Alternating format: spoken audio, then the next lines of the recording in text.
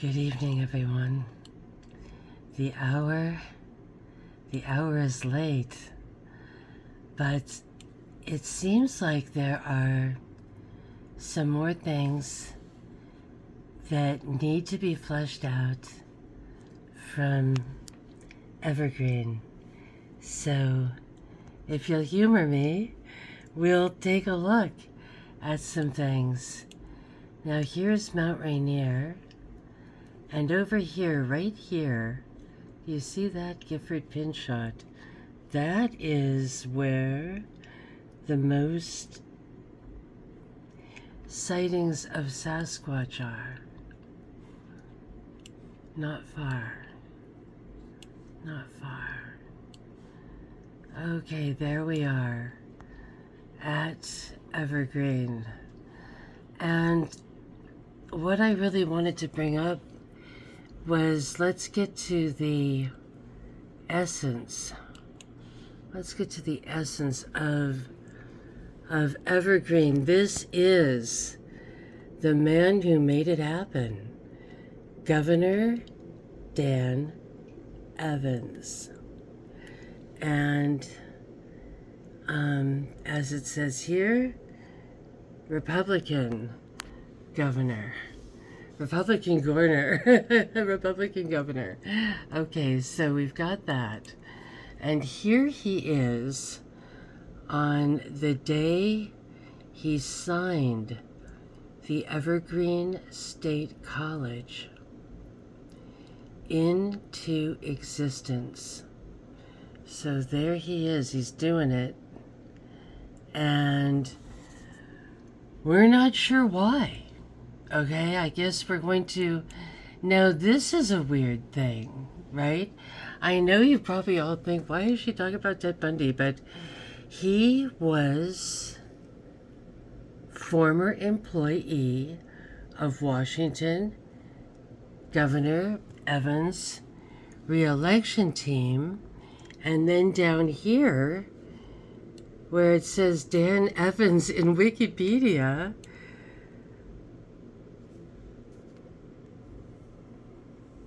And it says he maintained a close relationship with the governor. Close relationship.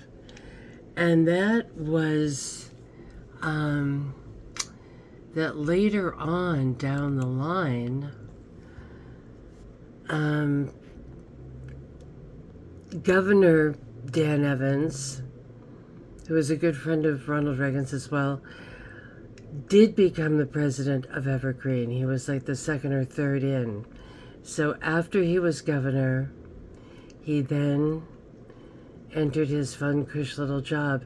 Now here, remember, if you saw the Halloween dorm, all of that's down now. I think those trees are down. There was no grass there. It really had that Soviet rubble look to it. So here is one of the, God, it's horrible to think that he was just running around like that. And he was hired as a spy by Dan Evans. They were really close, and even though he was not technically a student at Evergreen, he hung out there a lot. And what was he doing as a spy? He was, saying who did what, psychedelic drugs, or who smoked weed, and even who was promiscuous. So, speaking of promiscuous, here is another, and we're not done with Dan Evans by a long shot. We've got some big stuff about him coming up. But I didn't want us to forget Matt Groening. And he, of course, was on the Lolita Express. And the girl who dealt with him said, I was so excited there was finally someone on that I liked. That she didn't even really know who most of the people were. And here's the fun cartoon guy. Well, the next thing she knows, he's knocking off his shoes and he's got the stinkiest feet this side of anything, and she had to massage them or something, and it was terrible. So, he went from, okay, so The Simpsons predicts the future. We kind of know that, and so we're just tying that. Once again, he went to the Evergreen State College. Now here we've got the Dulles brothers. We've got John Foster and Alan Dulles, and these guys are fairly bland looking, don't you think? They're kind of like, that kind of Harry Truman, that sort of 50s look. Here they are in the boardroom, and yet, as you all know, a couple of videos ago, I was talking about a law firm I worked at where one of these guys was he was long dead by the time I got there, but he was the guy who had all the LSD, right? Sandoz Labs was one of their little clients, subsidiaries. So, Alan Dulles was the CIA director, and John Foster was at the law firm. And, they were, sending all this LSD out to San Francisco long before Owsley even knew what it was. And yet, look at them. They're just like so bland, right? And one of them was friends of Dr. Cameron and the whole MK Ultra thing. And he got tired of his wife. He wanted to just like send her there. It was just creepy and weird.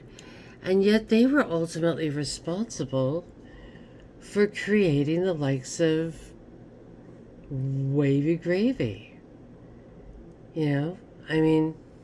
Seriously, that's so weird that he's like the creation of their weird LSD, bizarro fantasy trips. Do not let him babysit anybody, even your cat.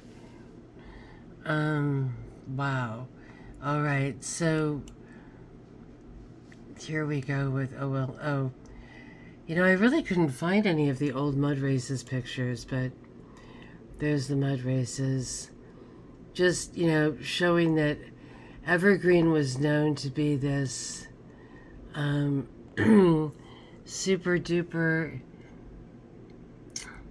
There's just more on John Foster Dulles there. Evergreen, the most brutal hippie school, And it's weird that it's a hippie school. I remember I had one professor there I kind of liked, and he said, how is it a hippie school? Like, the architecture came from an Arizona prison. It's weird, looking to shed its hippie thing. But it's known as that. I attended the same hippie college, and yet it's all coming from this guy, this Republican guy. So let's keep going here. Let's keep going with this because, with this one, Terror in Disguise, that is an Evergreen student, the one holding the gun. I had just kind of brought up, he lived in a treehouse. I went in that treehouse. I climbed up. It was crazy. It was way, way high up, and I brought a friend one night. I can't believe we went up there in the night in like a storm, and it was beautiful inside. But my friend said, "What are you, a bank robber or something?" And that actually is what he was, and no one knew. So Scott Skurlock, he's on. If you want to watch it, the FBI Files, Terror in Disguise. Yeah, and that's where he hid out. He took classes at Evergreen and lived in the treehouse. We've got Criminal Justice Through Science Fiction by Joe Olander, who was that really bizarro, really strange, right? Yes, Evergreen College president quits, and that was sort of when I was there. I was there in the Olander days, and he had like a whole other persona or something, and I don't know if he was like manufacturing cocaine in the labs or what. It was just, we can get into that another time. With Joe Olander is his whole own thing. The Trilateral Commission. I don't know if you've heard of that one. That was kind of a biggie that people talked about a lot in the 80s, but I saw that it does still exist. And Dan Evans was on it. He passed away, but he was on the Trilateral Commission. And I think it's interesting that in some kind of like left-wing rag here is calling him Imperial Wizard Evans, which is very interesting, this Gesture magazine, because he's the one that started the Evergreen State College. Here's another famous student, Paul Stamets, and his whole thing was psilocybin mushrooms of the world. And they're cool. They're kind of trippy pictures in there that he's got. Azurescens, that's a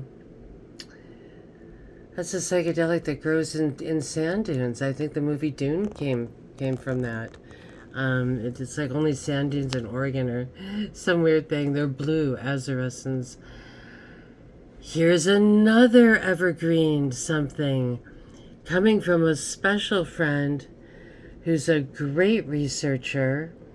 And this one came to him completely by happenstance or accident. But Willie Unsold was kind of the superstar, outdoorsman, the John Wayne of hippies or whatever.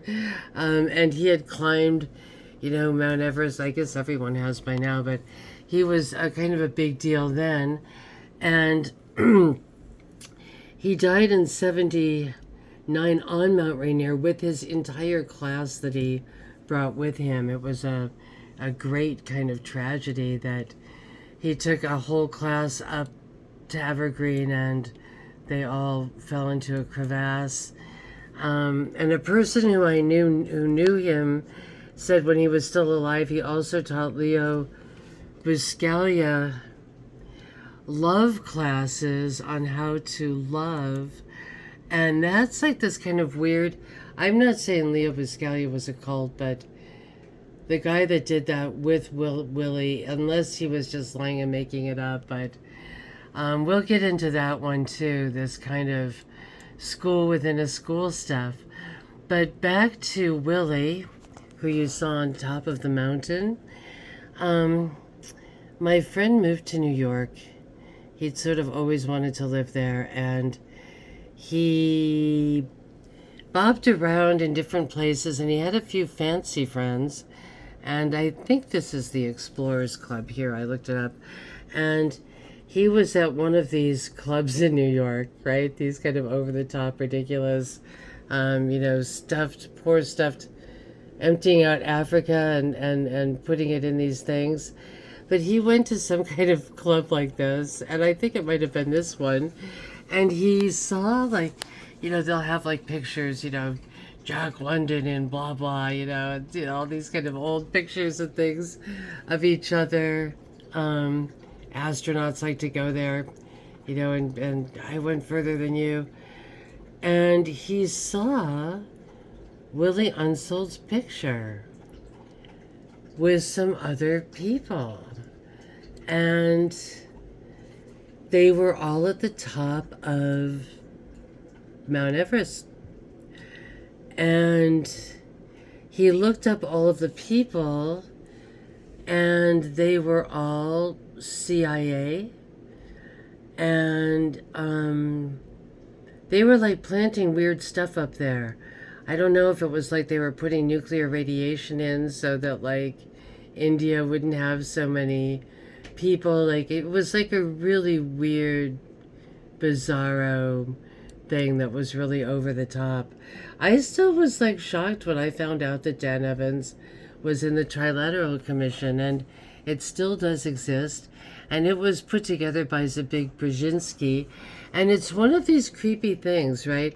It's a non-governmental, but it's like where they're kind of planning, right? They're social engineering us, they kind of Klaus Schwab types or whatever. There's that guy again, right? Our little friend. Oh, I thought you might enjoy this. I did get the experiment at Evergreen, by the way. It's right here. Okay, I got it at the library. It took a while to order it. And there's their silly little logo. Okay, and but I had I had tried to go through the college, and she had said, "Oh, just click this link." Well, I did, and nothing happened. And then she said, "It looks like the links on here are broken." And I just thought, that's so Soviet, right? When I was out there, it was just nothing but orange cones and these kind of weird, ugly fencing where there used to be entrances. That is one thing that I do, that I resent about Marxists, is they have no taste. They got no taste. So what do you think about all of this? What is this right-wing, supposedly Grand Imperial Wizard governor doing, pushing, this hippie college into existence with all his trilateral commission pen-wielding might, and with his little sidekick, Ted Bundy, and there are so many stories from people like around then. I don't like Tom Nogler. He said Tammy Losey's mom rode around in Goldbug one day with this guy. I mean, they're just, it's just really creepy. So, I'm not saying that Dan knew that what this guy was up to, but it's just, not great. It's not a great look, and again, why are these odd sort of bland entities creating these really whacked out whack jobs? What is the whole point? And I couldn't find the article. I've got to look harder. It's a little bit frustrating, but Alan Dulles was really, he was this, not just the architect of the Cold War, but of so many things. And one thing that he was really proud of was kind of creating, or really not creating, I'm sure they were there before, but just really making the whole commune thing really popular. But this was built in the 60s at the height of, the Vietnam War, and this school was built to be under complete control. You can see that there's nothing around it. It's just plop there in the trees, and it's weird that it's called a hippie school when it's just this cement block. Just very depressing. I was going to go there and stay all day and do a bunch of filming, and I saw there really was nothing to film. The only thing I like at the college is the beach. That's it. Everything else you can have it, everything else is just ridiculous. So answer me this. What is Dan Evans doing? Trying to get this and why is this called a hippie school? Look at that. It is just very, So there you have it. And we'll be going into some of these things further, I guess. And so yes, it is an MK Ultra school all the way. And I was looking at our little experiment at Evergreen book, and remember this. What is the experiment at Evergreen? The experiment is the student themselves, right? The experiment is you. So, anyway, much, much love.